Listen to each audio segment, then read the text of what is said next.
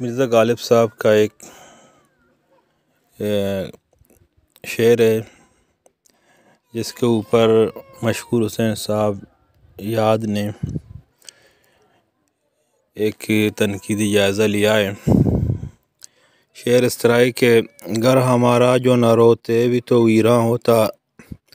بحر اگر بحر نہ ہوتا تو بیابان ہوتا۔ اس شعر کو اچھی طرح سمجھنے کے لیے ہمیں لفظ ویراں پر غور کرنا ہوگا۔ دوسرے لفظوں میں یوں کہہ لیجئے، ہمیں یہ معلوم کرنا ہوگا کہ ویرانی کے بارے میں غالب کا نظریہ کیا تھا، کیونکہ اس شعر کے تیور صاحب بتا رہے ہیں کہ انسانی حوالے سے ویرانی کوئی معمولی چیز نہیں ہے۔ ویرانی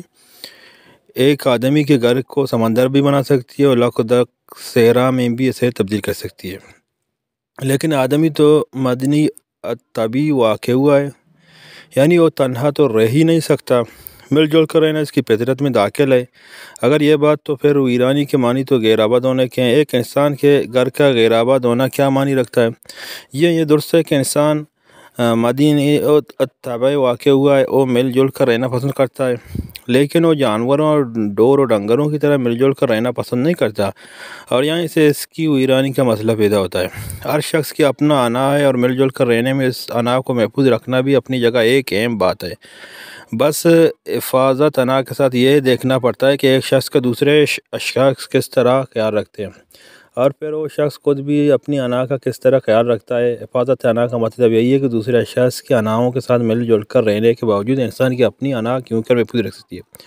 اور یوں ایک انسانی معاشرے کے افراد کی آبادی یا بربادی یعنی ویرانی ہر شخص کے لیے ایک بہت ہی پراوٹ یعنی نجی اور ذاتی چیز بن جاتی ہے۔ یہ صورتحال اس وقت اور زیادہ شدت سے کر جاتی ہے جب معاشرے کا کوئی فرد زیادہ حساس اور زیادہ کردمند ہوتا ہے۔ ایک ذی شعور اور حساس آدمی صرف اپنی انا ہی کی حفاظت نہیں کرتا، دوسروں کے اناؤں کا بھی وہ اتنا ہی خیال رکھتا ہے، مگر عام افراد کا رویہ اس زمانے میں زیادہ عدل و انصاف پر مبنی نہیں ہوتا، وہ صرف اپنی اناؤں کا خیال رکھتے ہیں۔ ادھر سمجھدار اور حساس آدمی کے سامنے پورا معاشرہ ہوتا ہے اور اس کی اپنی انا بھی، یعنی وہ دوسرے افراد معاشرے کا بھی خیال رکھتا ہے اور اپنے ساتھ بھی ظلم نہیں ہونے دیتا چاہتا۔ اس کے لیے اس کے سامنے دو راستے ہوتے ہیں، یا تو دوسرے لوگوں کی طرح خود غرض بے انصاف اور ظالم ہو جائے، یا ان لوگوں سے مقابلے کے لیے خود کو تیار کرے۔ ایک ذی شعور، حساس اور دردمند آدمی کے پاس خود کو مقابلے کے لیے تیار کرنے واسطے سب سے بڑی قوت اس المیہ، اس ٹریجک سینس ہوتی ہے۔ پھر اس قوت کو استعمال کرنے کے بھی دو طریقے ہیں۔ پہلا طریقہ یہ کہ حساس آدمی دوسرے گمراہ اور غیر مصنف مزاج افراد معاشرے کی طرف سے اپنے دل کو غیظ و غضب کی یعنی کیفیت سے پاک اور صاف کرتا ہے، یعنی آنسو بہاتا ہے اور روتا ہے، تاکہ اس کا دل ناسمجھ لوگوں سے مقابلہ کرتے وقت اپنے ہاتھ سے انصاف کا دامن نہ چھوڑ دے۔ اسی طرح غالب نے اپنے زیر بحث شعر میں رونے کا ذکر پہلے کیا ہے، لیکن چونکہ معاشرے کے یہ بے شعور لوگ حساس آدمی کے رونے کو نہیں سمجھ پاتے، اس لیے اس کے رونے پر غور کرنے کے بجائے یا اس کا سبب اسے پوچھنے کے بجائے اس کو تنہا چھوڑ کر اس سے الگ ہو جاتے ہیں، اور یوں یہ حساس اور دردمند شخص اپنے گھر کی ویرانی کا سبب بن جاتا ہے، اور اس شخص کا رونا اس کے گھر کو ویران کر دیتا ہے۔ المیہ اس کی طاقت کو کام میں لانے کا دوسرے طریقے کہ صبر و استقامت سے کام لیتے ہوئے ظالم اور گمراہ افراد معاشرے کے ساتھ یہ حساس شخص اس پروقار اور عرفہ انداز میں پیش آتا ہے کہ لوگ اسے پھر نہیں سمجھ پاتے، بلکہ الٹا اس کو بیوقوف اور وقت ناشناس آدمی قرار دیتے ہوئے اس سے الگ ہو جاتے ہیں۔ گویا حساس اور ذی شعور شخص کے صبر و استقامت بھی نتیجہ کے طور پر اسی طرح ثابت ہوئے جس طرح کہ اس کی گریوزاری نے کام کیا۔ گھر ہمارا جو نہ روتے بھی تو ویراں ہوتا، بحر اگر بحر نہ ہوتا تو بیاباں ہوتا۔ لیکن لفظ ویراں کے ساتھ جب تک ہم اس شعر کے لفظ گھر کے معنی کو اچھی طرح نہیں سمجھتے، اس شعر کی پوری طرح تفہیم نہیں کر سکتے۔ گھر کے بارے میں آپ جانتے ہوں گے، اصل میں یہ سنسکرت کے لفظ گڈ سے بنا ہے، جس کے معنی ٹھکانہ، مسکن اور ٹھہرنے کی جگہ کے، یعنی عربی کے لفظ بیت کے بھی ہیں، لیکن قاموس میں اس کے ایک اور معنی بہت عمدہ اور خیال انگیز دیے ہوئے ہیں، وہ ہیں جامع بنا و عرصہ، یعنی فاصلہ بنیاد کو اکٹھا کرنے والا۔ دوسرے لفظوں میں یوں کہیے کہ گھر زمان و مکان کو اکٹھا کر دیتا ہے۔ یوں تو آدمی کو رہائش پر ہر جگہ پھرتا ہے، پھر سکتا ہے، لیکن اس تمام طاقتور کے باوجود سے اپنے آپ کو مجتمع کرنے کے لیے، یعنی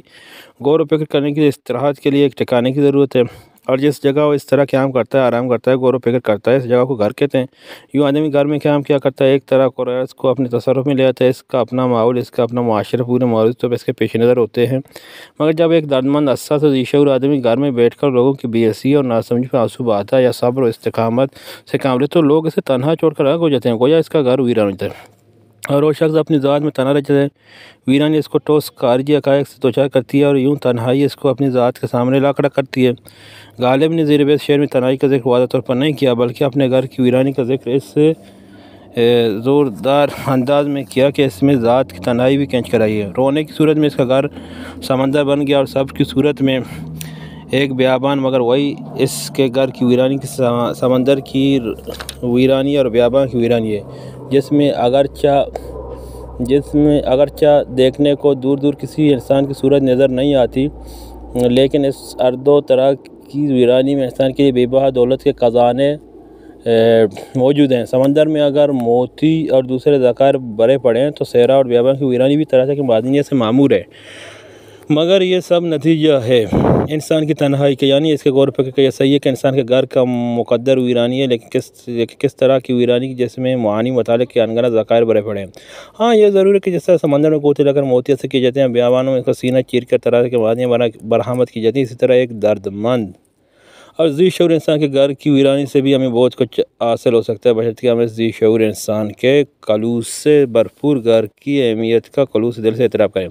مگر اس حقیقت سے بھی انکار نہیں کیا جاتا کہ شعر و زیر بیس کے پیروکار لہجے کے باوجود جو اس میں ایک سوز و گداز پایتوس پایا جاتا ہے، یعنی ابھی تک ایک ذی شعور دردمند انسان کے گھر کا مقدر ویرانی ہے۔ گھر ہمارا جو نہ روتے بھی تو ویران ہوتا، تو یہ سوز و گداز اور شدبہ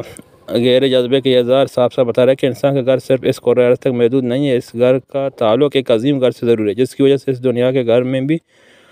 سمندر کسی گہرائی اور بیابان کسی یہ وحساس پیدا ہوتی ہے۔ جی چاہتا ہے کہ آخر میں زیر بیس شعر کو پھر لکھ دیا جائے: گھر ہمارا جو نہ روتے بھی تو ویراں ہوتا، اگر باہر نہ ہوتا تو بیاں ہوتا۔ میری ان گزارشات کے بعد کیا قدیم